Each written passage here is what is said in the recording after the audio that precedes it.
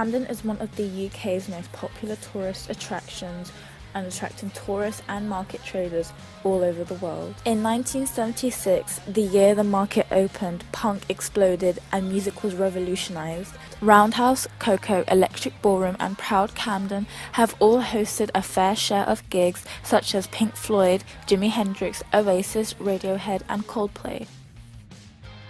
Camden Town has mixed feelings among Londoners and travellers. Often portrayed in a negative light, it's raw, real, alive, despite it not being glamorous or sophisticated. Camden rebels against modern and mainstream society where no one cares about the fashion sense. The freedom of expression in fashion and design led to the development of some of the best and well-known unique markets in London. So here we are at Horse Tunnel Market. This is where it all started.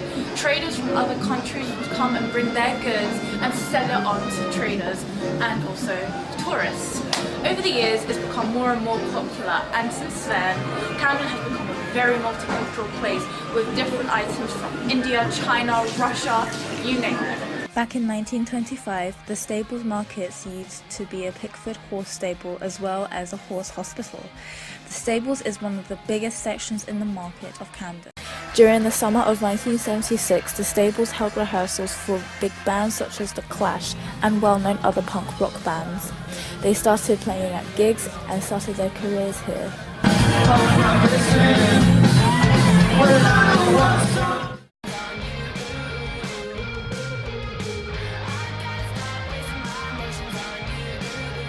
I think it just changed a lot, because before it was about alternative people, now it's just involving tourists and tourism.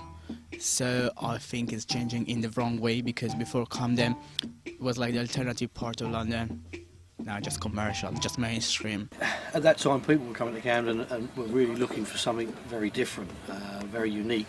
Camden Market was offering at that time a place, an outlet for creatives, people that made their own clothing, wanted to develop that into an art and sell on. And if you walk around Camden, it was full of stalls and people that were as individual as an individual could be, even within the alternative scene, or if you want to call it the gothic scene at the time. Everybody was, even if they were dressed in black, they were all unique. So in comparison to now, I should say, where the alternative scene doesn't really come to Camden anymore. If it does, it hides why it dresses in the way that everybody else does. So it mingles and mellows into, the mainstream in terms of everyone's wearing blue jeans, black jeans, t-shirts. There's no individuality anymore. Well, it's dying.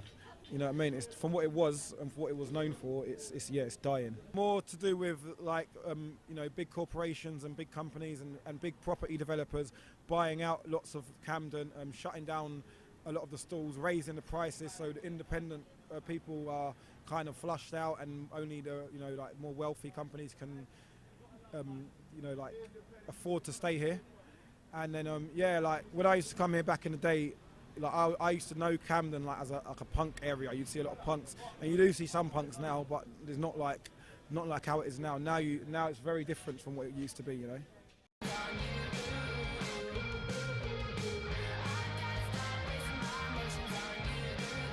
I think it's just about this kind of freedom, and you can find in the markets like a lot of goods, particular goods like t-shirts or whatever, that you can maybe not find H&M or whatever, normal shops. In terms of people coming in their shop, yeah, of course we get alternative people come in. There's people that know about us that come back and buy more corsetry. But we get, probably, in all fairness, more mainstream people coming in for the dragons, for the fairies, people coming from overseas, and they like this stuff because they find it harder to buy in Holland or Germany. So when they come over here for a week or a weekend, France even, then they pick up what they find. I think it's like the atmosphere here is like unique. It's like different than like in the central or in other part of London. It's like I think tourists comes because it's like it is like it has the special atmosphere and like different kind of culture. I don't know really how to explain it, but it's like Camden has like its own like the feeling. I think there's a distinction in what we consider to be alternative. If you're looking for somebody that's alternative based on visuality, the way they look, what they're wearing, then yeah, Camden in that sense, the people that would dress uniquely, whether it's punk or goth or whatever, steampunk, are getting fewer and further between. If you consider alternative to be a state of mind, a personality, a way of life, then it's kind of irrelevant whether they're wearing blue jeans and white t-shirt if their mindset is of an alternative way.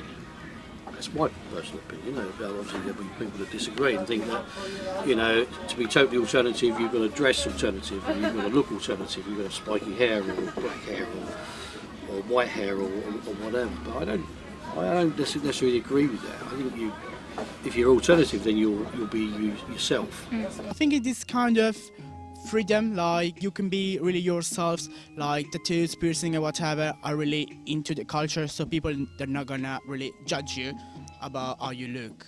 I don't think Camden's going to flow the way it did in the 80s with the individuals being predominantly everywhere you walk, corners and punks and Mohicans and Deathhawks and stuff like that. I think that time's gone.